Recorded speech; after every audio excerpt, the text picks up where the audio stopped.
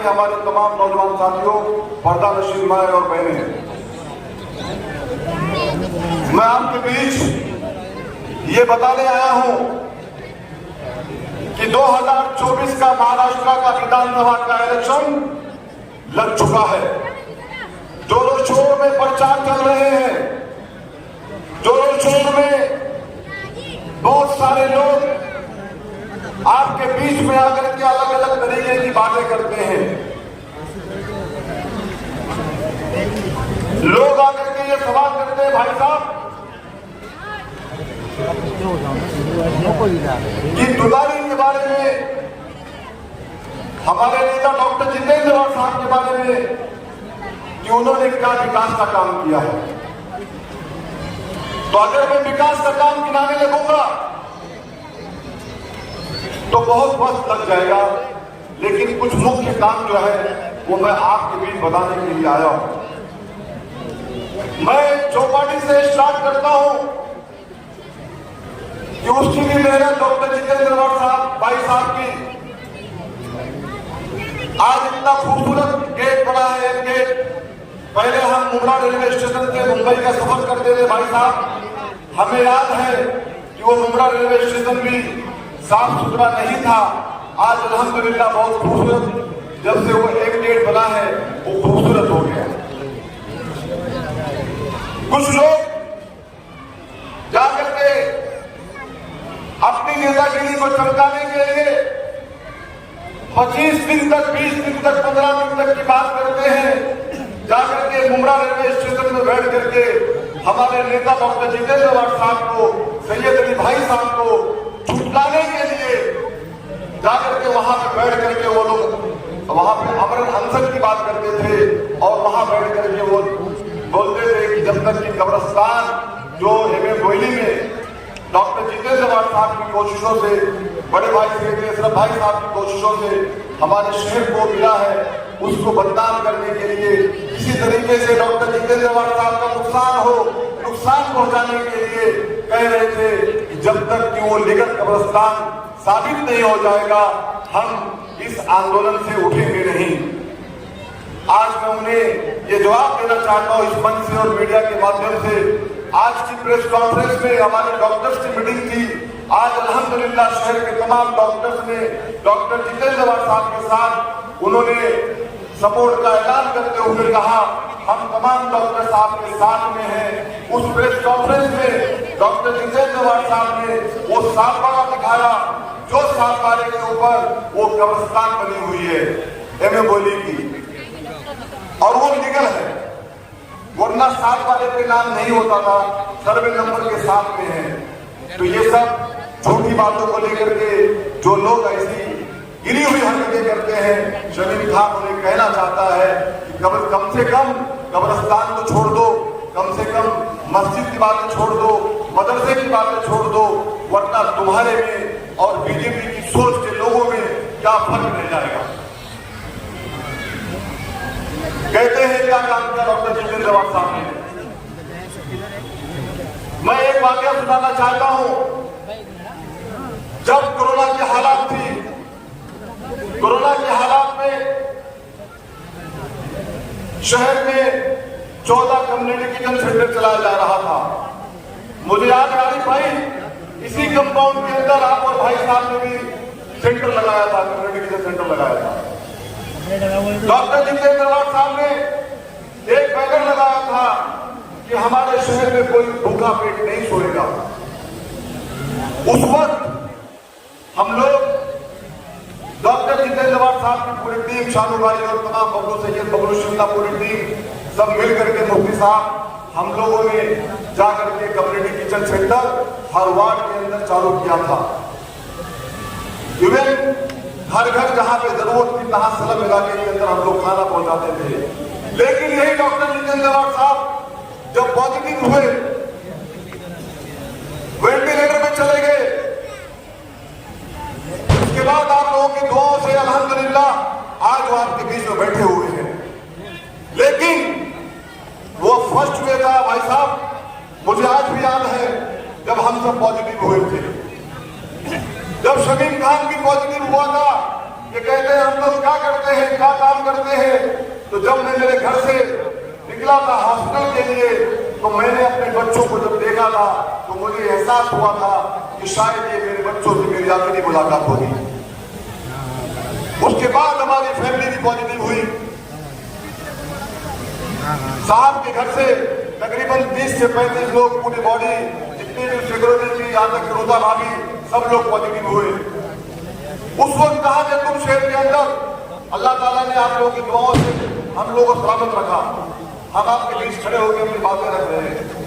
लेकिन तब ये कहा थे, शरीफ खान पूछता है इनसे, उस वक्त तुम कहां थे जब नारायण राणे, जब नितेश राणे ने हमारे मस्जिदों में घुस करके आऊंगा और मस्जिदों में घुस करके मारूंगा, उस वक्त वो तुम्हारे पार्टी का आमदार था, तुम कहां थे? जब मुमरा पुलिस स्टेशन में आकर के रात में 2 बजे डॉक्टर जितेंद्र अवाड साहब और तमाम पत्रकार भाई और शहर के तमाम आलिम दीन मिलकर के वहां पे जब आंदोलन कर रहे थे, आवाम वहां बैठ के आंदोलन कर रही थी, तो उस वक्त जाकर के FIR दर्ज करने की बात चल रही थी। मैं पूछता हूं तुम उस वक्त कहां थे? क्योंकि तुम आ ही नहीं सकते। तुम्हारे अलायंस पार्टी का वो एक आमदार है।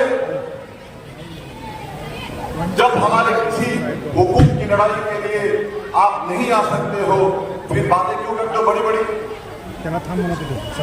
साफ साफ कहो। अभी कुछ दिनों के पहले आपने किसी एक स्टेज प्रोग्राम से बीजेपी का नाम भी ले लिया है कि हाँ मैं बीजेपी के साथ, बीजेपी फला फला फला हमारी अलायंस पार्टी है। शहर समझ चुकी है। डॉक्टर जितेंद्र अवाड को बदनाम करने की कोशिश मत करो। तुम्हारा चेहरा साफ है कि तुम बीजेपी अलायंस पार्टी के साथ में हो। ये पूरा मुमरा शहर समझ चुका है और मैं आप लोगों से यही कहना चाहता हूं, आप लोग पूरी ताकत के साथ डॉक्टर जितेंद्र अवाड साहब को अपना कीमती वोट देकर उन्हें कामयाब करें। नहीं तो हमारे हुकूक की लड़ाई लड़ने के लिए कौन हमारे लिए आगे बढ़ेगा? देश के अंदर अगर कोई 5 केंद्रों में से अगर कोई लीडर आवाज उठाता है तो डॉक्टर जितेंद्र अवाड साहब की उसमें एक आवाज होती है जो हमारे हुकूक के लिए लड़ता है, हमारे हुकूक के लिए बोलता है, हमारे हुकूक की लड़ाई लड़ता है। वो ये नहीं देखता है कि आने वाला सुबह में रहूंगा या मुझे लोग मार देंगे। कभी उनकी बेटी को मारने की बात की जाती है, कभी डॉक्टर जितेंद्र अवाड को गोली मारने की बात की जाती है, कभी उनके गाड़ी में पत्थर लेके मारा जाता है। ये कौन करता है ये चीज? ये कहीं ना कहीं आरएसएस और बीजेपी के लोग करते हैं। यही आरएसएस और बीजेपी के लोग, अनवर भाई बताना चाहूंगा मैं आपको, मुमरा शहर में ही गलवा के अंदर प्लानिंग कर रहे हैं कि किस तरीके से डॉक्टर जितेंद्र अवाड को शिकस्त दिया जाए, किस तरीके से उन्हें घर बिठाया जाए। और लोग कहते हैं कि जितेंद्र अवाड को मुमरा गलवा से निकाल के फेंक देंगे रही आमदार साहब। अरे मैं तुमसे सवाल करता हूं, पहले जो बैठे हुए लोग हैं, पहले जो मुमरा गलवा की आवाज है, पहले वो जब वो डॉक्टर जितेंद्र अवाड को अपने दिल से नहीं निकाल सकती है, अपने दिल से नहीं निकालती है, तो तुम कैसे उन्हें गलवा मुमरा से बाहर निकाल सकते हो? जो प्यार, जो मोहब्बत आप लोगों ने डॉक्टर जितेंद्र अवाड साहब को और जितेंद्र अवाड साहब ने आपको दिया है, वो कोई छीन नहीं सकता। मैं अपनी बात इसी बात के साथ खत्म करता हूं कि आपका निशान, हमारा निशान तुतारी बजाता हुआ आदमी है, जिसका जो ईवीएम मशीन होगी उसमें उनका फोटो होगा जितेंद्र अवाड साहब का, उसपे नंबर 1 का बटन दबाना है। 20 तारीख की सुबह फजर की नमाज के बाद आप निकले, अल्लाह ताला से दुआएं करें कि अल्लाह ताला महाराष्ट्र के अंदर हमारे लीडर को इतनी ताकत के साथ वो जीत करके आए कि इंशाअल्लाह ताला महाराष्ट्र में मुमरा गलवा का नाम हो कि डॉक्टर जितेंद्र अवाड साहब को भारी लीड से ताकत के साथ वो कामयाबी मिली है। तो आप लोग वो पूरी ताकत से उन्हें वोट दें और कामयाब करें। ये कामयाबी हम सब की कामयाबी है। अभी कई बातें मैंने सुना, मैं हर चीज को ऑब्जर्व कर रहा था। अवाड साहब मैं आपको एक चैलेंज करके बताता हूँ, चैलेंज कि इंशाअल्लाह ताला यहाँ 99.1% सब वोट आपको मिलेगा, मतलब तुतारी पे मिलेगा।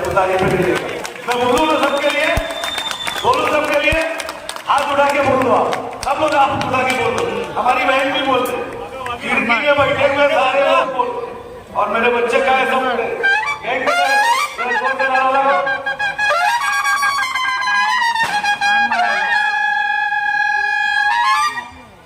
भाई अवार्ड साहब ने काम किया इसमें पोजीशन ने। ठीक है, भी चुनाव लड़ने के लिए लोग आते हैं तो कोई ना कोई अपनी बात करता है। 2 दिन पहले मैंने एक वीडियो देखा था व्हाट्सएप, उसमें ये कहा गया कि आरिफ क्या पतंग कट जाएगी, पतंग आपकी इंशाअल्लाह ताला कट जाएगी। आरिफ और यूसुफ की पतंग हमेशा आसमान में उड़ते रहे। एक चीज, चुनाव को चुनाव के तरीके से लड़ो, किसी को धमकी देने का काम मत करो, ये सब अच्छी बातें नहीं है। लोगों के बीच में आओ। एक दौर था, कोविड का पीरियड था, पूरा ये सामने जो भी बिल्डिंग बन रही है, ये पूरा मैदान जो है खिदमत खल के लिए वक्त कर दिया गया था, और आपका जो अनाज आता था उसके अंदर हम जब आप बीमार पड़ गए तो आना बंद हुआ। उसके बाद भी हमने अपना किचन बंद नहीं किया। ये फेमस का हर शख्स बताएगा। और हमने लाइन लगा के बैठने का काम नहीं किया, घरों के फ्लोर पे जाके देख छोड़ देते थे, जिसको लेना है वो ले और जिसको नहीं लेना है मत। तो जब काम की बात आए तो हम लोग करें, और जब चुनाव लड़ने की बात आए कोई भी आ जाए। मैं आप लोगों से एक ही अपील करने आया हूं कि जिस तरीके से हमने 15 साल से जितेंद्र अवार्ड को असेंबली में भेजा, ठीक है, मैं ये मानता हूं कि खामियां किसमें नहीं है और कहां नहीं होती है। फरिश्ते को छोड़कर हम इंसान हैं, गलतियां हमसे भी होती है, और मैं बड़े खुले तौर पे बोलता हूं कि अगर हमसे कोई गलती हुई है तो आप हमें माफ करें। जिस तरीके से डेवलपमेंट हुआ, काम हुआ है, लोग बोले आजाद हो रहा है, अभी काम नहीं हुआ, अभी काम नहीं हुआ। मैं पूछना चाहता हूं कि जब 5 साल हो जाएगा ना तो सारे काम कॉलेज से लेके हर इमारत खड़ी रहेगी मुमरा के साथ। दोस्तों, बहकाने के लिए लोग आएंगे, आपको बहकना नहीं। हम महाविकास आघाड़ी के साथ हैं। जिस तरीके से पार्लियामेंट में हम साथ थे कि आज भी पार्लियामेंट की बात ये कही जाती है कि मुमरा की तारीख में मैं हमेशा बोलता था कि कॉर्पोरेशन में लोग चुनाव देते हैं, पार्लियामेंट में लोग चुनाव में वोट नहीं करते थे। लेकिन अब की बात, और उसके लिए हमको दूसरे लोग ये कहा करते थे कि मुमरा में पार्लियामेंट की वोटिंग नहीं होती, उधर जाने वोटिंग का नहीं। लेकिन अब की बार जिस तरीके से हमने पार्लियामेंट के वोट किया है, लोग दहशत में आ गए। एक अनजान आरोप को हमने सेक्युलरिज्म और कम्युनलिज्म की तारीख लिखने के अंदर हमने 1 लाख वोट से उसको यहां से जिता के भेजा था। दोस्तों, इसी पैटर्न पे हमको लोकसभा की पैटर्न पे हमको वोट करना है, और उसी तरीके से वोट करना है जिस तरीके से हमने लोकसभा में किया था कि बगैर बोले, बगैर कोई कार्यकर्ता, बगैर कोई मीटिंग में गए हुए लोग गुस्से का वोट किए थे। और इस बार भी हमको गुस्से का वोट करना है। हमको महाविकास आघाड़ी महाराष्ट्र में सत्ता चाहिए। मॉब लिंचिंग महाराष्ट्र में बंद होना चाहिए। मस्जिद पे हमला बंद होना चाहिए। जिस तरीके से मारा जाता है मुसलमान को, उस तरीके से बंद होना चाहिए। कम से कम जब महाविकास आघाड़ी की सरकार आएगी, जो आरिफों को बचाने का काम करते हैं, ये जेल में जाने का काम होगा। और आपको एक बोलता हूँ कि आपने हम बनाएंगे, इसमें क्या है? हम मौलाना आजाद का भी स्टैच्यू बनाएंगे और शिवाजी महाराज का भी स्टैच्यू बनाएंगे। शिवाजी महाराज हमारे इस देश के महाराष्ट्र के सबसे बड़ी जमीन अगर वक्फ के अंदर किसी ने दिया था तो शिवाजी महाराज थे। बाबा याकूब बाबा के उसमें, जो आज भी वो ट्रस्ट के अंदर वो जमीन मौजूद है, 722 एकड़। ये हिस्ट्री है, और वही वक्त को खत्म करना चाह रहे। उसी वक्त को खत्म करने की बात कर रहे हैं। आप ये सोचो कि हमले बड़े तरीके से किए जाते हैं। अगर आप लोग हमारे नौजवान, खास करके मुमरा के नौजवान, मेरे को तो पूरी उम्मीद है ये पट्टे में तो किसी को कुछ नहीं है। आप लोग अच्छी सुन लो, पक्का पक्का आना नहीं देना जरा भी। बीजेपी अलायंस नहीं चाहिए तो नहीं चाहिए, पक्का एकदम। चाहे कोई आ जाए, कहीं जाए, देवेंद्र फडणवीस को लेके आ जाए, मोदी जी को लेके आ जाए, अमित शाह को आएगा तो पत्थर तो जरूर मरवाऊंगा।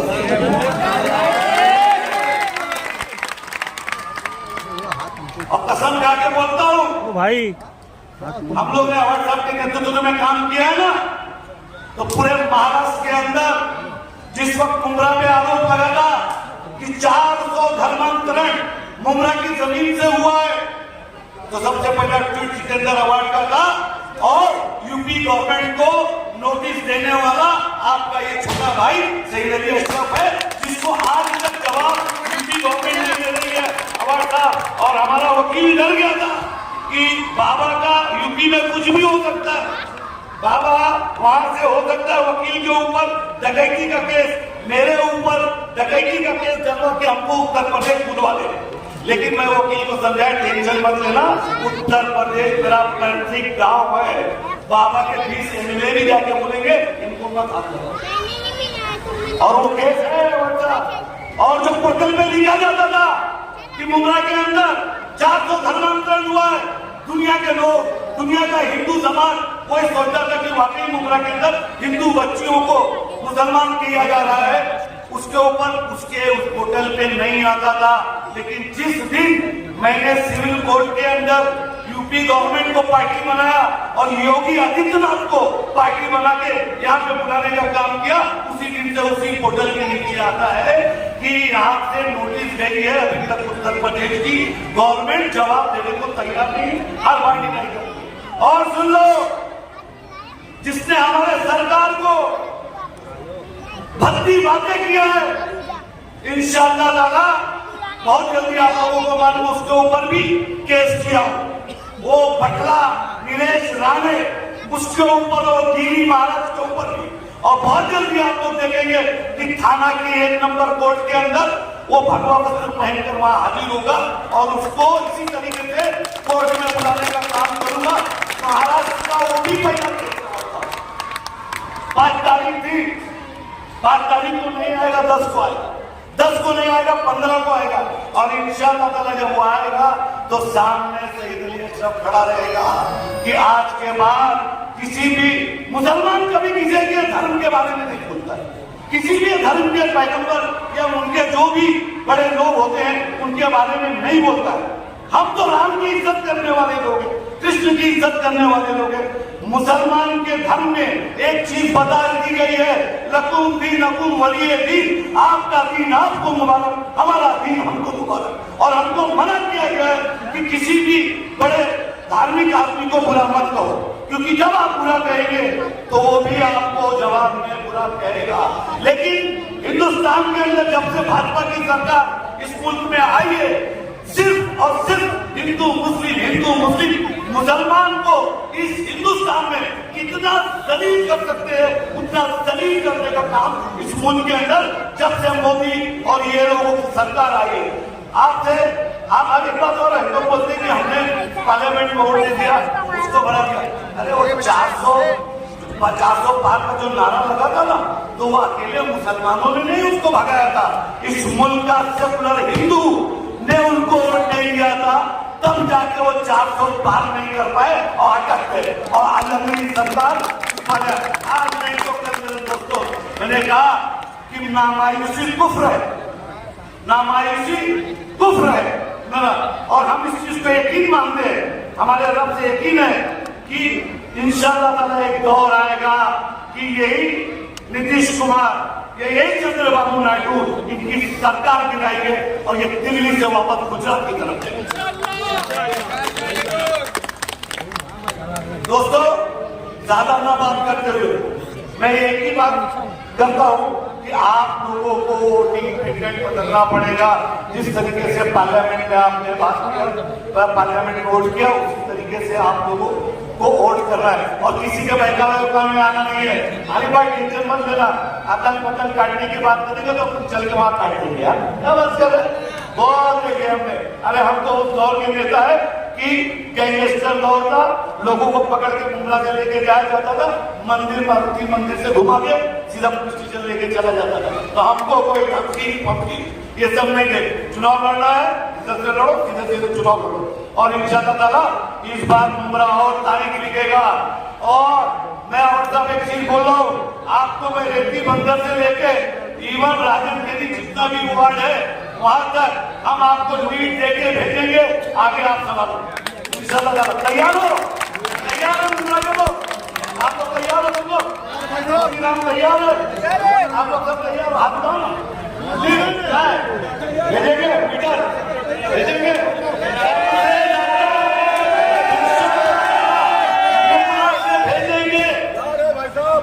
इंशाअल्लाह। और हमारा वो सब चलते रहती, क्लिप बनते रहती, क्लिप बनते रहेगी। ये क्लिप किसी के बोलने से, किसी के कहने से कुछ नहीं होता है।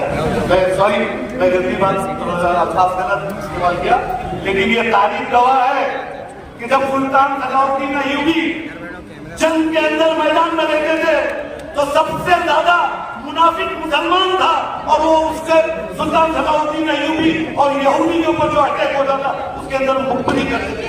तो ऐसे बहुत से है, इससे भी कोई लेना देना नहीं है, वो चलता रहेगा। हम तुमको जिता के भेजेंगे तो भेजेंगे और जिसके गलत फैसली हो थोड़ी हो तो मेरे से मेरा चलेगा।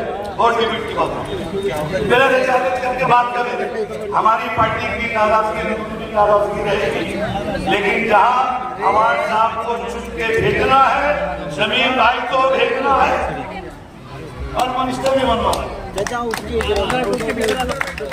कुछ चीजें जो चुकी है इंशाअल्लाह ताला इस सेशन में हम उसको पूरा करेंगे। दोस्तों, अगर मेरे साथ अपने नौजवान रहेंगे ना तो इंशाअल्लाह ताला अपन एक रैली निकालेंगे बगैर व्हाट्सएप को नहीं रखेंगे।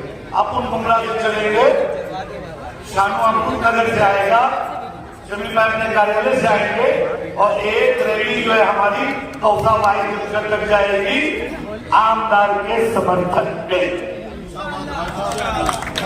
तारीख मैं और जमीन भाई आपसे आज रात में, आज मेरे को खाना खिलाने वाले शुरू इंशाअल्लाह वहीं पे बात कर लेंगे तारीख का, और वो सिर्फ और सिर्फ हमारी रैली रहेगी। साहब उसमें नहीं रहेंगे, अवार्ड साहब के लिए हम रहेंगे। आइए मेरे साथ, इंशाअल्लाह ताला और चलेंगे अवार्ड साहब के लिए। जरा शेर भी हो जाए, थोड़ा लोगों में सही हो जाए, सही है ना भाई? हम पर अभी लगेंगे इल्जाम कहीं, अवार्ड साहब हम पे लगेंगे अभी इल्जाम कहीं, अभी हम सफर में है, घर नहीं पहुंचे। और दूसरा शेर है हमारे क्रांतिकारी साहब का कि मुझ में 1000 खामियां हैं माफ कीजिए, मुझ में 1000 खामियां हैं माफ कीजिए, पर अपने आईने को भी तो साफ कीजिए। साहब लगाते रहोगे, कहानी खत्म। लेकिन इंशाअल्लाह ताला अब जब तक 22 तारीख की पोलिंग नहीं कराएंगे, जब तक चैन से नहीं बैठेंगे, खुदा हाफिज। और मैं एक बात बता दूं और साहब कि मैं भी महानगर पालिका में जब 100 नंबर का वार्ड था और मैं जीता था तो फेमस और जुबली के लोगों ने ही मुझे जिताया। और ये गली से और इस एरिया से मुझे मोहब्बत है। यहाँ का 70 साल का आंटी भी मेरा जानने वाला है, 35 साल की लड़का भी जानने वाला है, और अगर उसकी शादी हो गई, बच्चा है, वो भी मुझे जानने वाला है। तो इंशाअल्लाह ताला बड़े फख्र के साथ कहता हूँ कि इंशाअल्लाह ताला आपको यहाँ पे 100% 99 में 100% वोट देंगे। जय हिंद,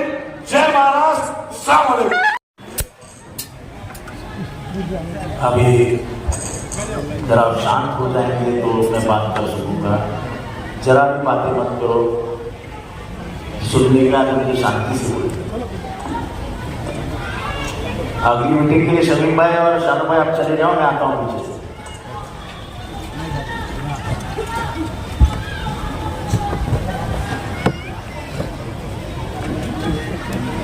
मंच पे बैठे हुए सभी नेतागण, मेरे सामने बैठे हुए सभी बुजुर्ग, मेरी बहनें और मेरे सब नौजवान दोस्तों, मुझे याद है आरिफ, मैं जब 2009 में आया था तब इधर ही हमने पहली सवाल अरे भाई जरा सुनो ना, हमको नहीं सुनोगे क्या? हाँ नहीं सुनेगा तो कान खोल लूंगा। तो इधर ही मीटिंग हुई थी और हर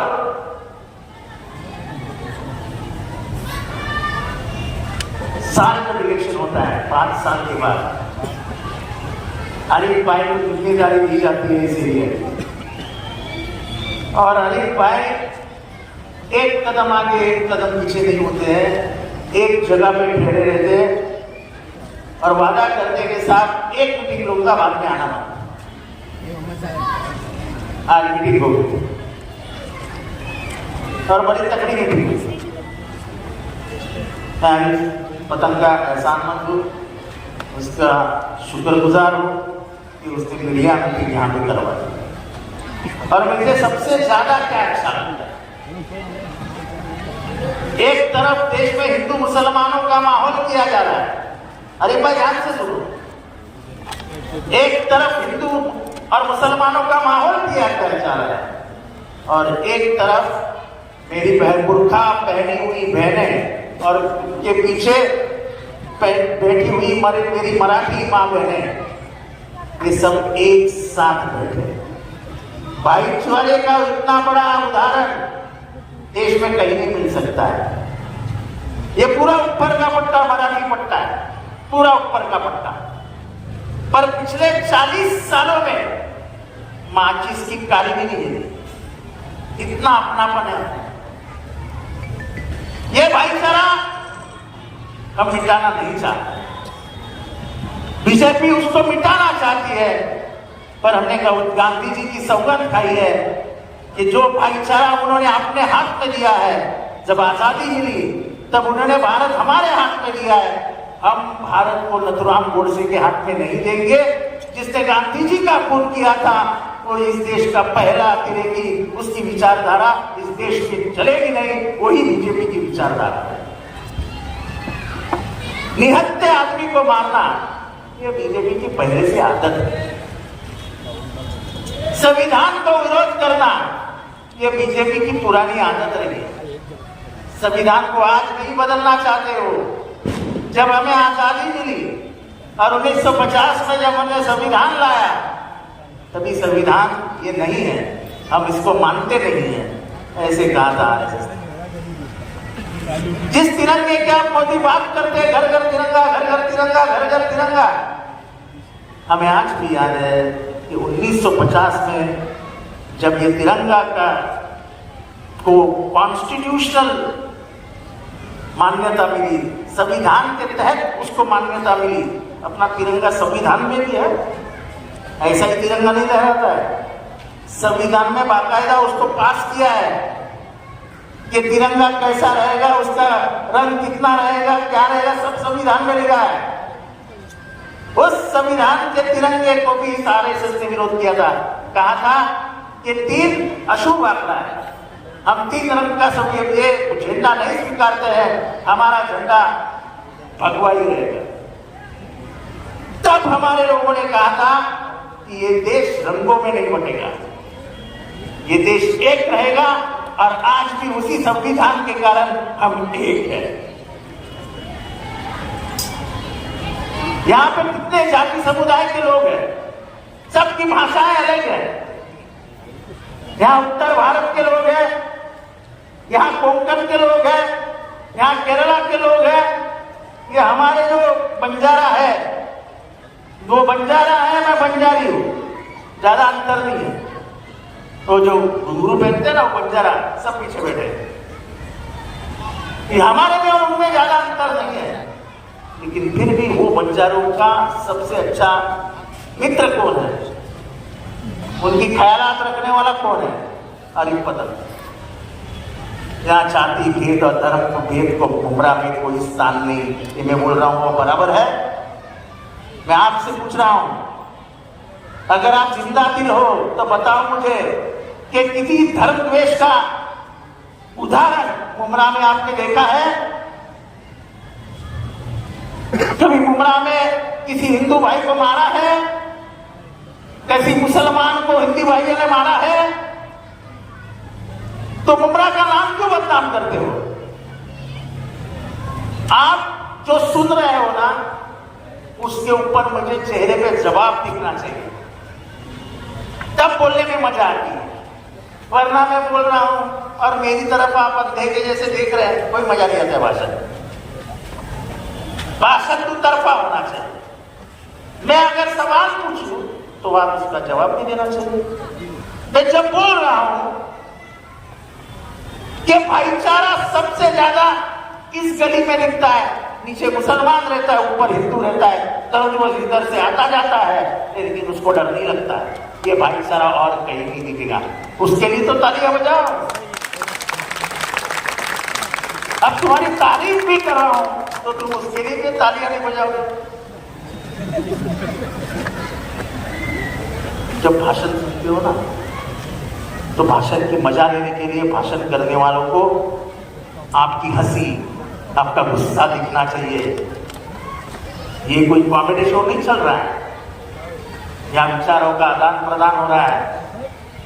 एक ऐसी विचारधारा इस देश में है जो हमें आपस में लड़ा रही है। वो विचार लेने का काम, लाने का काम इस देश में आरएसएस ने किया था। इस विचारधारा को आगे लेके जाने का काम बीजेपी कर रही है कि नहीं? अरे जोर से बोलो ना, अरे जरा मर्द के जैसे आवाज निकालो यार। अरे उनको पूरा लेने का, क्या बोलते ना, हेड ऑन समझते हो ना, कि पूरे अंक पे लेने का काम मैं कर रहा हूं और तुमको आवाज देने में भी और है। ये क्या है?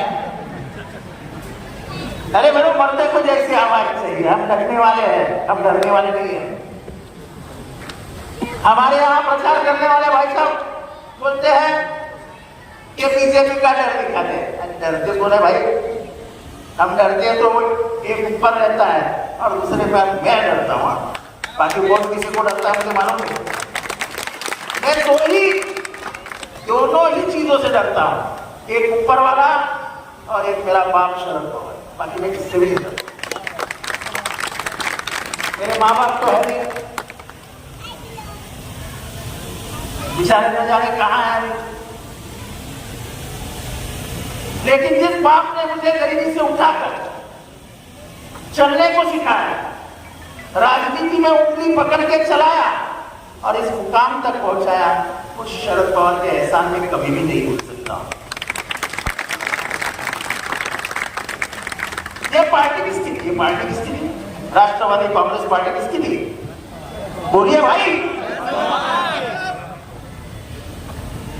उनको एक दिन आधी रात में ऐसा धक्का मार के घर से निकाल दिया, जब नौजवान गिरते गिरते बच गए।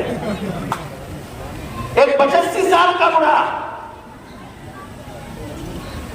सिर्फ 4th स्टेज का कैंसर, ये पूरी हड्डी टूटी हुई पैर की, चलने में मुश्किल। उस आदमी को तुमने बहरन से, भतीजे ने घर से बाहर निकाला, घर से बाहर निकाला। फिर कोर्ट में जाके कहा कि ये हिटलर है, ये कुत्सा है।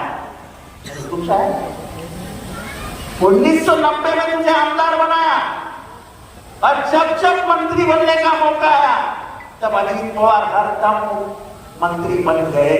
कौन था अजित पवार? अजित दादा को कौन पहचानता था?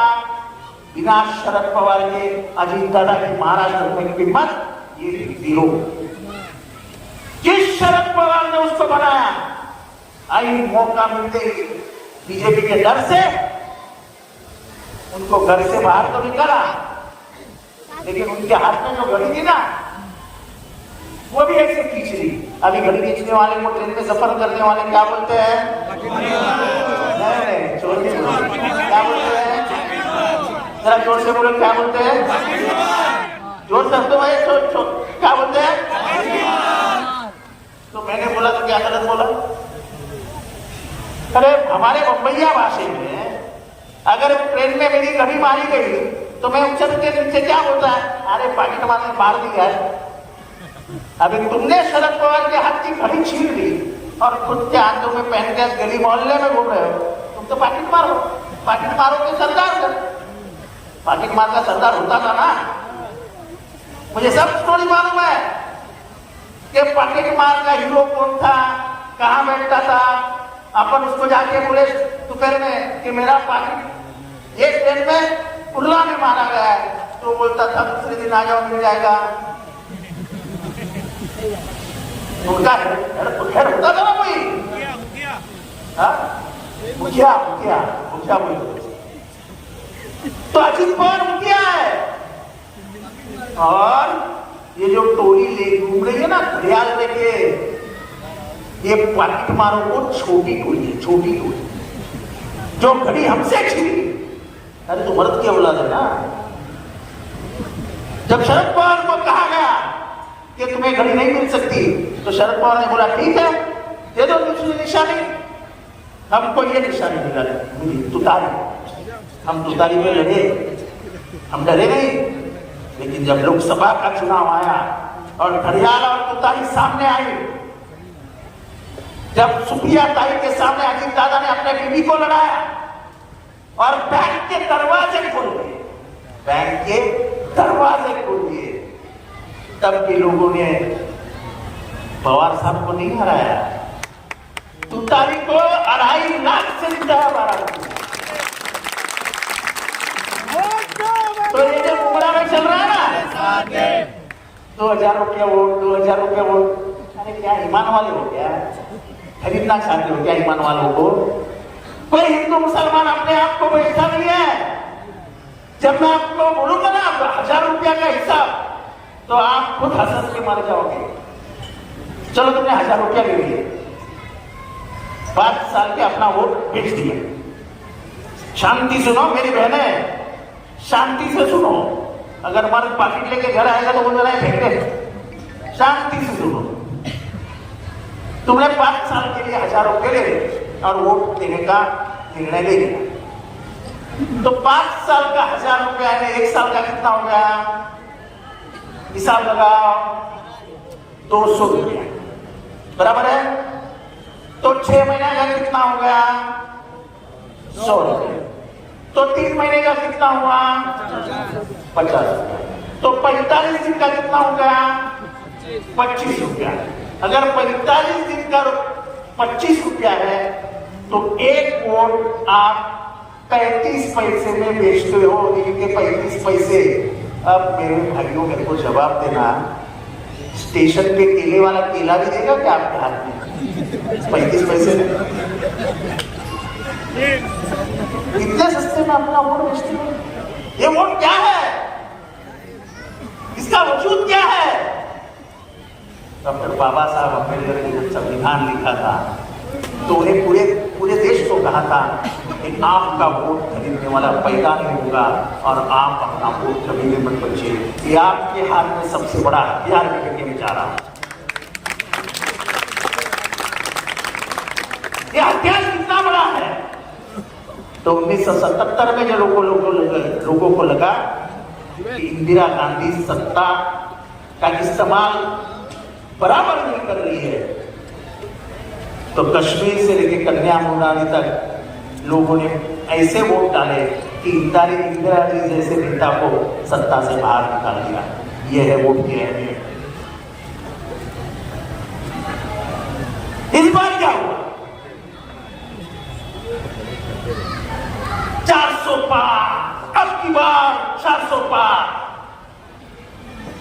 ये 400 पार का नारा हिंदू और मुसलमानों को ठेका ठोकेगी घंटी की ठोकेगी घंटी। वो 400 पार जाता तो ये संविधान बदल दिया जाता। सबसे पहले हिंदुओं में जो गरीब है, जो पिछड़ा है, जो ओबीसी है, जो एससी है, जो एसटी है, ये हमारे बंजारा है ना, ये सब ओबीसी है, सब ओबीसी। ये आंध्र प्रदेश में एसटी में है, शेड्यूल ट्राइब में, इंदौर में एसटी में है, पर हमारे इधर महाराष्ट्र में ओबीसी में है, मैं भी ओबीसी में। हमारा आरक्षण निकाल लेता। 5000 साल हमको स्कूल में नहीं जाना दिया, 5000 साल। हमारे बाप दादाओं को मंदिर में नहीं जाने दिया, पर संविधान आया तो हम जानवर से इंसान बन गए। वो भी डॉक्टर बाबा साहब अम्बेडकर की मेहरबानी। पर मुसलमानों को क्या रोका था? अगर संविधान बदल जाता तो तुम्हारा क्यों क्या रोका था? मालूम है? मालूम है? इस देश में संविधान में कुछ मूलभूत अधिकार है जिसको हाथ लगाने का अधिकार किसी को भी नहीं है। संविधान में मूलभूत अधिकार में कहा गया है कि आपको धर्म का स्वातंत्र्य है, राइट टू रिलीजन। मतलब क्या? तो संविधान अनुसार आप जिस धर्म के हो, उस धर्म में जो भी कानून है, जो भी रीति रिवाज है, उसका आप उसके पीछे आप चल सकते हो, उसका समर्थन आप कर सकते हो। और वो कानून अगर निभाना चाहते हो तो सरकार जिंदगी में उसको रोक नहीं सकती, आपको आजादी है धर्म। पर अगर वो 400 पार चला जाता तो पहला काम करता तुम्हारा शरीयत निकाल लेता। क्योंकि अमित शाह ने आसाम में कहा था हमको 400 पार जाने दो, हम मुस्लिम पर्सनल लॉ हटा देंगे। आपको मालूम है आसाम में बीजेपी की सरकार है, बहुत तगड़ी सरकार है। वहां निकाह लगाने से बंदी डाली, आप निकाह नहीं कर सकते हो। वहां निकाह नामा आप लिखा नहीं जाता है। आपको ये मोहल्ले की लिखा कौन पढ़ाता है? हाजी। वो नहीं, अभी उनकी नौकरियां गई, अब उनको लिखा नहीं पढ़वाया जाता है। आप जाके कोर्ट में शादी कर लो। ये आसाम में हुआ है। एनआरसी और सीए लगाने का काम किया जा रहा है। इतनी घमंड है कि हम कुछ भी करेंगे तो मुसलमान मान लेंगे। ऐसा नहीं होता है। इस देश में संविधान जब तक चलता है ऐसा नहीं होता। और इसीलिए इस देश के अमन पसंद हिंदुओं ने पहला काम क्या किया? जिस राम के नाम पे पूरे 20 साल राजनीति की, पूरे 20 साल, जो अयोध्या नगरी में जिनका जन्म हुआ था, वो हमारे राम लल्ला को गली मोहल्ले में घुमा करके मुसलमानों को डराया जाता था। उस शहर के अमन पसंद हिंदुओं ने पहला काम किया, अयोध्या में जहां पे राम मंदिर बना है, वहीं पे बीजेपी को कड़ाई हार माननी पड़ी। और एक अवधेश प्रसाद नाम का दलित वहां के सब लोगों ने भारत। जब भारत के लोग जाग जाते हैं ना तो क्रांति लाते। भारत को तुम कभी भी हिंदू मुसलमानों में बंटवा नहीं सकते हो। ये क्या घोषणा है? बटेंगे तो कटेंगे, ये क्या घोषणा है? अरे यहाँ के हिंदू को कितने दिन डराओगे मुसलमानों को दिखा के, ये मुसलमान आ रहा है, ये मुसलमान आ रहा है, ये मुसलमान आ रहा है। यहाँ का हिंदू कभी भी दहशतवादी नहीं था। यहाँ का हिंदू, अगर शिवाजी महाराज का इतिहास पूछो तो औरंगजेब के दरबार में शादी, जब शिवाजी महाराज गए थे तो उनके साथ जाने वाला औरंगजेब के पास कौन था? उन्होंने किसके लिया था साथ? उधर जब औरंगजेब के दरबार में गए थे तो उनके साथ वो कौन को लेके गए? उस सैनिक का नाम था मदारी मेहतर, गुजरात से धर्म से मुसलमान था। जब औरंगजेब के चाहे चलन कुछ ठीक नहीं है। ऐसा जब शिवाजी महाराज को समझ में आया, मदारी मेहतर को समझ में आया, तो मदारी मेहतर ने कहा शिवाजी महाराज को, हमारे में म्हणजे मराठी इतिहास में लिखा है की लाख मेले तरी चालतील पण लाखाचा पोशिंदा जगला पाहिजे। यानी लाख लोग मर गए तो चलेंगे, लाखों को जिंदा रहने वाला रखने वाला जिंदा रहना चाहिए। उन्होंने शिवाजी महाराज जिस पे सोए थे कहा कि तुम निकल जाओ, मैं इस पे सो जाता हूँ। वो सो गए, शिवाजी महाराज आस्ते से निकल गए और मदारी जब उन्होंने चद्दर खोली शिवाजी महाराज उठ क्यों नहीं रहे, तो पता चला कि शिवाजी महाराज निकल गए और मदारी मेहतर सोया हुआ। आगे मदारी मेहतर का क्या हुआ ये पता नहीं। ये हिंदू मुसलमानों को शिवाजी महाराज के वक्त का इतिहास है। जो भाई साहब ने कहा शिवाजी महाराज एक ही बाबा के पास जाते, एक ही बाबा, एक तुकाराम महाराज के पास जाते थे, तो संत रत्नागिरी का कोई है, रत्नागिरी का, रत्नागिरी में एक केशी नाम का गांव है, केशी। उस केशी में याकूब बाबा रहते थे। कभी कभी 1 महीने में 2 बार, 3 महीने में 1 बार शिवाजी महाराज उनके पास चले जाते थे और बराबर 722 एकड़ उन्होंने वतन की जमीन, यानी शिवाजी का जो वतन था उसकी जमीन याकूब बाबा के नाम पे कर ली। आज भी उसका सातवारा मौजूद है। ये था शिवाजी महाराज का मतलब। अभी देवेंद्र फडणवीस ने भाषण दिया है कि मुंब्रा में शिवाजी महाराज का पुतला बनाओ। अरे मुंब्रा के एंट्रेंस पे ही शिवाजी महाराज है। अभी तक ये देवेंद्र फडणवीस को मालूम भी नहीं होगा शिवाजी महाराज नहीं है मुंब्रा के एंट्रेंस पे। और कौन मुसलमान शिवाजी महाराज के स्टैच्यू को विरोध करेगा? हम सब हिंदू मुसलमान शिवाजी महाराज के स्टैच्यू का समर्थन करते हैं। आप भी हाथ उठा के बताओ। मुसलमान बदल गया है, उसको डर करके मत जीना सिखाओ। तुमने शिवाजी महाराज का गलत इतिहास बताया। आपको मालूम है जिस आदमी ने ये गलत इतिहास बताया, हमने घूम फिर के इसको उतना सताया कि पूरा महाराष्ट्र उसके विरोध में कर दिया। शिवाजी महाराज कभी भी मुसलमानों के विरोध में नहीं थे। ये तो कुछ लोगों की साजिश थी जो शिवाजी महाराज मुसलमानों के सामने रख के सबसे बड़ा दुश्मन शिवाजी है ऐसा कहा गया। शिवाजी महाराज ने कभी भी हिंदू मुसलमान नहीं किया, कभी भी नहीं किया। और इस महाराष्ट्र की जो विचारधारा है वो विचारधारा शिव फुले शाहू अम्बेडकर की है। फुले साहब ने पहला क्या किया, पहला काम क्या किया? तो ये देश में औरतों को पढ़ाया नहीं जाता था। उनकी एक सहेली थी फतेह फातिमा की, वो मुसलमान थी, अमीर थी। ज्योतिबा फुले भी अमीर थे। तो उन्होंने महिलाओं के लिए स्कूल खोले। पथराव हुआ उनके घर पे, गोलियों से मारने की धमकी मिली हिंदुओं से, फिर भी हमारी सावित्री माई और फातिमा भी पीछे नहीं हटे। कहा जो करना है कर लो, अब महिलाओं को सिखाएंगे। और उस दिन महिला शिक्षण शुरू हो गया। आज जो इतनी पढ़ी लिखी महिलाएं दिख रही है महाराष्ट्र में, वो सब महात्मा फुले, सावित्रीबाई फुले और फातिमा पी की देन है, वरना महिलाएं इस महाराष्ट्र में पढ़ती है। पूरे देश में पहली स्कूल जो खुली वो महाराष्ट्र में खुली, और वो हमारे सावित्रीबाई फुले, फातिमा भी और ज्योतिबा फुले ने।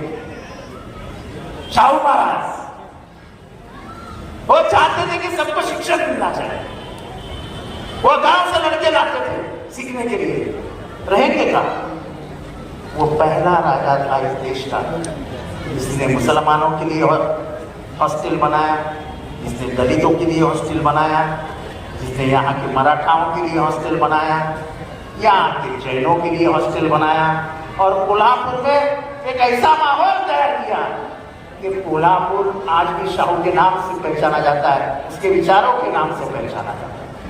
और डॉक्टर बाबा साहब अम्बेडकर ने कहा किया, उन्होंने कहा मैं ये संविधान जो बनाया हूं इसमें सोच फुले और शाहू की है, तब ये संविधान में पूरा कर रहा हूं और उन्हें संविधान बना के भारत ये विचार महाराष्ट्र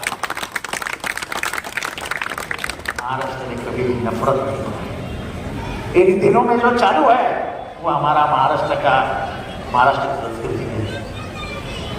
विशालगढ़ में जो हुआ, जो पुलिस को बताया, तो कलेक्टर को 15 दिन पहले बताया जाता है कि विशालगढ़ में कुछ होने वाला है, कलेक्टर ध्यान नहीं देता है। ये 5 तारीख थी, 5 जुलाई बराबर, 12 जुलाई को जाके शाहूवाड़ी पुलिस स्टेशन में बोलते हैं कि विशालगढ़ में कुछ लफड़ा होने वाला है, संभाल के रहो। अभी मालूम नहीं मुझे कितने जन विशालगढ़ गए, पर मेरे बाजू में आदमी है जो विशालगढ़ गया है।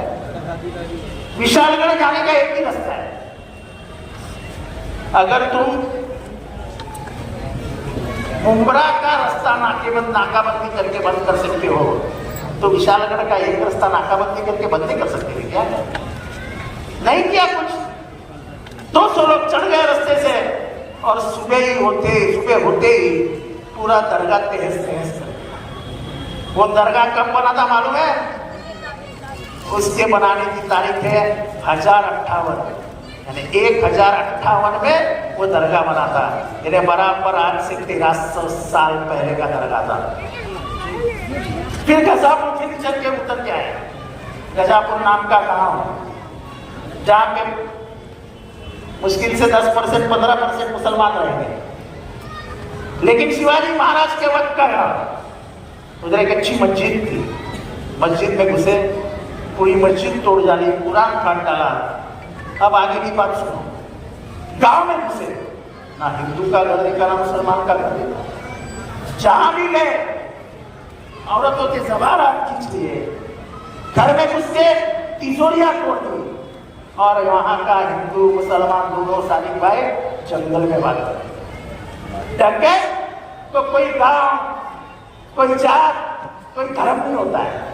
पर मेरा सवाल गवर्नमेंट से ये है कि अभी तक वो बच्चे अरेस्ट क्यों नहीं हुए जिन्होंने दरगाह तोड़ा?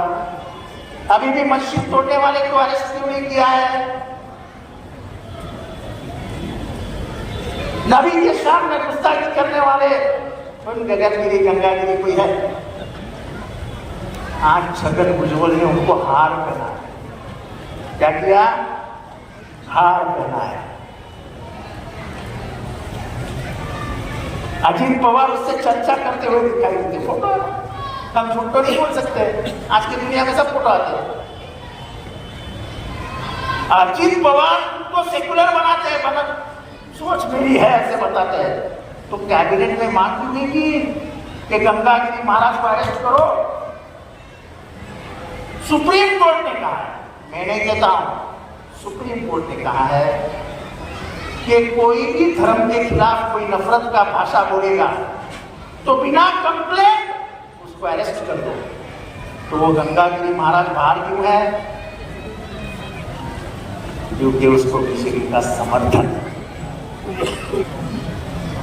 हमारे मुख्यमंत्री कहते हैं गंगागिरी महाराज के बाल को हाथ नहीं लगाने दो, बाल को मत हाथ लगाओ। लेकिन इस देश को कानून को तो मानो। जब देश का कानून कहता है कि उसको अरेस्ट करना चाहिए तब अरेस्ट करो। ये हाजी मलंग दरगाह, वहां पे आता है कि राजा क्या गंदी बातें करता है, क्या गंदी बातें करता है। शर्म नहीं आती सरकार को? हम उसको अरेस्ट नहीं करने देते। 2 महीने के बाद भाई साहब पड़गा के लोगों ने मेरे को फोन किया कि साहब तो क्या वो टी राजा आने वाला है। मैंने जाके कमिश्नर से मुलाकात की। मतलब साहब माहौल क्यों खराब है? आपको मालूम है पड़गा भिवंडी से कितना नजदीक है, क्यों क्या चाहते हो क्या? तब जाके पुलिस ने बताया कि हम उसको परमिशन नहीं देंगे। जिनने परमिशन मांगी थी उनको बुला के बोला हम उस एरिया में टी राजा को आने नहीं देंगे। इस देश में जब भी अत्याचार और अनाचार होता है तो सवाल पूछने वाला आदमी आगे खड़ा होना होता है। और मेरी आदत है जहां भी कहीं अत्याचार होता है जितेंद्र रावत पहला सवाल। जब भाई साहब धर्मांतरण का पूछ रहे थे तो मैं पहला आदमी था, जाके पुलिस स्टेशन में पूछा, मुझे एक बताओ यार इसका धर्मांतरण हुआ है एक आदमी। तो फिर तुम जो 56 लोगों की यादी निकाले हो और उत्तर प्रदेश के लोग बोल रहे हैं कि 56 लोगों ने 500-400 लोगों का धर्मांतरण किया है, उनको अरेस्ट करना पड़ेगा। 56 लड़के, मैं बोला एक दिखाओ धर्मांतरित किया हुआ। जब उन्होंने मेरे हलचल देख रहे हैं तो बोले उनको समझ में आया कि ये आपके बाहर निकल जाएगा मुद्दा। चुपचाप 12 घंटे में प्रेस रिलीज निकाली, प्रेस कॉन्फ्रेंस की और कहा मुंब्रा में एक भी धर्मांतरण नहीं हुआ। जो 3 बच्चे पकड़े थे ये गवाह, हमने चुपचाप पुलिस को संदेशा भेजा कि ये बंद करो, मुंब्रा का माहौल खराब मत करो। चुपचाप रात को शाम को किसी को भी बोला नहीं, किसी ने सुना नहीं, बच्चों को पुलिस स्टेशन के बाद छोड़ दिया। आपको एक ऐसा नुमाइंदा चाहिए कि जहां भी अत्याचार होगा, अनाचार होगा, खड़े होकर सवाल पूछिए। मुंब्रा में क्या हालात है? 2009 के पहले भाई साहब कितने बार पुलिस आती थी? गुलशन कुमार का मर्डर हुआ, आरोपी किधर से थे? मुंब्रा, कोई संबंध नहीं। सबसे बड़ी बात, मुंब्रा में 4 कश्मीरी पकड़े गए बेचारे वॉचमैन थे, वॉचमैन। ये मुझे क्यों मालूम है? तो उस वक्त का कमिश्नर मेरा बहुत खास दोस्त था, शंगारी। मैंने शंगारी साहब क्या है, वो बेचारे वॉचमैन 1200 पगार भी नहीं हुई और तुम उनको काम करने के जा रहे? बोले यार कि है बाबा नहीं मानता। तो बोले नहीं विजेंद्र तो समझता नहीं, ये सब करना पड़ता है, आईटी की इंफॉर्मेशन है। ये बड़ा नाटक है,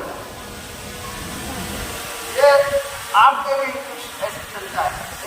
ने बुलाया नहीं, कोई क्या बोलती मुंबई नंबर के 3 पैसे वाले या वो हमेशा आईडी की मेरे सवाल ऐसा है, मैं आपको बताता हूँ, मुझे गम किस साथ था।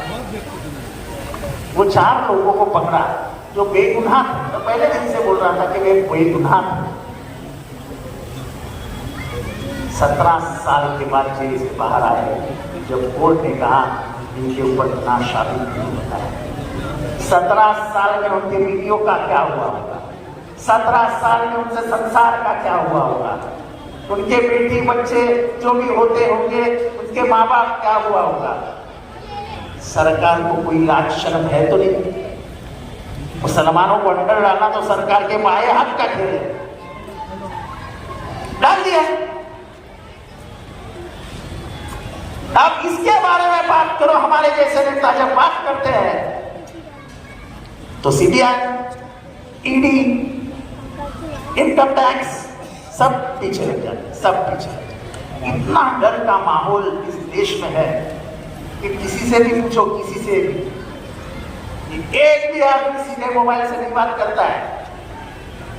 फोन लगाओ और कुछ बोलो, अरे वो गवर्नमेंट, अरे फोन मत करो, फोन मत करो, व्हाट्सएप पे करो, व्हाट्सएप। क्यों? क्योंकि हम आजादी खो दी है, हमारी आजादी छीन ली है। हमको ये पता नहीं चल रहा है कि हम क्या खोने जा रहे हैं। हम खोने जा रहे हैं हमारी आजादी, जो हमें बहुत सभ्यता के साथ गांधी नेहरू ने हमारे हाथ में बिना लड़े हुए हमने आजादी पाई है। हमको क्या मालूम अंग्रेजों का दौर क्या था, लेकिन उस अंग्रेजों से लड़के बिना हथियार के ये आजादी हमको गांधी जी ने जो उसको गोलियां मारी। बोलने की आजादी, व्यक्त होने की आजादी, भाषा की आजादी, क्या आप खोना चाहते हो? खाने की आजादी क्या खोना चाहते हो? अरे हमारे दस्तरखान पे क्या है? अरे तुम्हारे बाप को क्या करने का है यार? सही बात है, लेकिन हमारे दस्तरखान पे पूछ जाए। आज जो डीजी ट्रांसफर हुई भाई साहब, उसका इतिहास क्या है? उसका इतिहास मालूम है? 2019 में जितने भी ऑपोजिशन के बड़े नेता थे, उनके सबके फोन टैप कर दी थी, सबके फोन। इजराइल में से बीजेपी सरकार ने एक क्या एक पेगासस नाम का पत्र आया था, आप उसको घुसा दो अंदर किसी फोन में, वो फोन में कौन से फोटो आते हैं, क्या बात होती है, किससे बात करता है, सब तुमको सुनाई देता है। सब नेताओं के फोन में पेगासस चला गया और हमारी क्या नाम उसका रश्मि शुक्ला आराम से चैन से सुनती बैठती। सबसे मजेदार बात बता दो, मैं सब नेताओं का नाम नहीं लूंगा। कांग्रेस के एक बड़े नेता है नाना पटोले, उनका नाम रश्मि शुक्ला ने रख दिया अहमद शेख और बताया कि ये स्मगलर है, स्मगलर। मेरे को पुणे के पुलिस ने है कॉपी पूरी हाथ में दी, पुलिस की कॉपी मेरे हाथ में थी। मैंने जाके पाटोली को बताया तुम कब से अमजद खान हो गया, तो उसने पेपर देखा, तेरा तो फोन टैप हो रहा है, अमजद खान के आगे तेरा नंबर लिखा है। सीधी रश्मि शुक्ला। हमने जब चुनाव जाहिर हो गए तो जाके चुनाव आयोग से कहा कि आपने रश्मि शुक्ला को क्यों रखा है, वो तो रिटायर हो गई। तो चुनाव आयोग हमसे कहता है कि हमारे हाथ में नहीं है, सरकार के हाथ में है। तो हमने बोला भाई बंगाल का जो डीजी था, जब बीजेपी ने कंप्लेंट की तो आपने बिना पूछे ममता से उसकी रवानगी कर दी, बाहर कर दिया। तो महाराष्ट्र में क्या है, बोले नहीं महाराष्ट्र अलग राज्य है, हम उसमें इंटरफियर नहीं करेंगे, ये गवर्नमेंट का अधिकार है। अब सवाल ये पैदा होता है कि कल उसकी ट्रांसफर क्यों की, जब तुमको अधिकार ही नहीं था तो कल इलेक्शन कमिश्नर ने किस वजह से उसकी ट्रांसफर की। आज संजय वर्मा है, ये सरकार बड़ी दोगली है, वो चलती है कोर्ट के सहारे और सब जितने भी संविधान ने बनाए हुए संस्थाएं हैं उसको अपना गुलाम बना के रखी है। इस देश की जो गणतंत्र है वो खत्म करने का इरादा इस सरकार का है और इससे हमको बचना होगा। मणियार चाचा बड़ा एक बूढ़ा आदमी ट्रेन से जा रहा है, नौजवान उसका डब्बा खोल देते हैं, फिर उसको पीटते हैं। अरे तुमको किसने अधिकार दिया भाई, ये एक बूढ़े आदमी को फाइट था पूरा। मैं पुलिस स्टेशन पहुंचा, यहाँ के रफीक कामदार ने मुझे वो जब बताया कि ऐसा लफड़ा हो गया, तुम जाओ तुम समझ में आएगा। मैं गया तो इंस्पेक्टर बोलते उनका जामीन हो गया। मैं बोला उनका जामीन हो गया, कैसे हुआ? बोले हो गया, कोर्ट ने दे दिया। मैंने मेरे वकील को फोन लगाया, वो बोलते धारा ये केस होनी चाहिए, इसको जामीन नहीं है, इसको जामीन नहीं है। जब मैंने आवाज बढ़ाया तो दूसरे दिन उन्होंने वो कलम डाले, कोर्ट में केस किया, कोर्ट ने उनका दिया हुआ जामीन रद्द कर दिया और मुझे बहुत खुशी है कि आज भी वो जेल में है। लेकिन हाईकोर्ट में एक केस चल रहा है, मालूम है आपको? यही आपके इधर आसपास रहने वाला जीवन बाग का एक लड़का है जजील नवरंगी, वो बिना पैसे की हाईकोर्ट में ये केस लड़ रहा है चाचा के लिए और आज भी वो जेल में। तो हमको गांधी जी के विचार, ये सेक्युलर देश अगर बचाना है तो पहले महाराष्ट्र को बचाना पड़ेगा। और महाराष्ट्र को क्यों जिताना है? तो महाराष्ट्र में महाविकास आघाड़ी जीतेगी और सरकार 60 दिन में मोदी जी गिर जाएगी। वजह पूछो क्यों? जिस दिन हमने महाराष्ट्र जीता उस दिन चंद्रबाबू नायडू के और नीतीश कुमार के पैर कांपने लगे। वक्त की जमीनें देने से लेने से वक्त नीतीश कुमार ने और चंद्रबाबू ने विरोध कर दिया था कि हम इस कानून का समर्थन नहीं कर सकते, ये कानून गलत है। वक्त का जो जमीनें हैं वो अल्लाह के नाम से अमीर मुसलमानों ने, सुल्तानों ने, नवाबों ने दी जमीनें हैं, हमारा कोई अधिकार नहीं उससे। तब जाके बीजेपी ने पलटी मारी। अभी आप बताओ, राफेल में करोड़ों रुपए खाए थे, कांग्रेस चिल्ला चिल्ला के बोल रही थी जेपीसी लगाओ, लगाई जेपीसी। तो हमको हमारा वक्त बचाना है हमको पर्सनल लॉ बचाना है, मुस्लिम पर्सनल लॉ। हमको महाराष्ट्र से बचाना है, हमको बेरोजगारी खत्म करनी है, हमको महंगाई से बचना है और इन सब चीजों के लिए महाविकास आघाड़ी को जिताना है।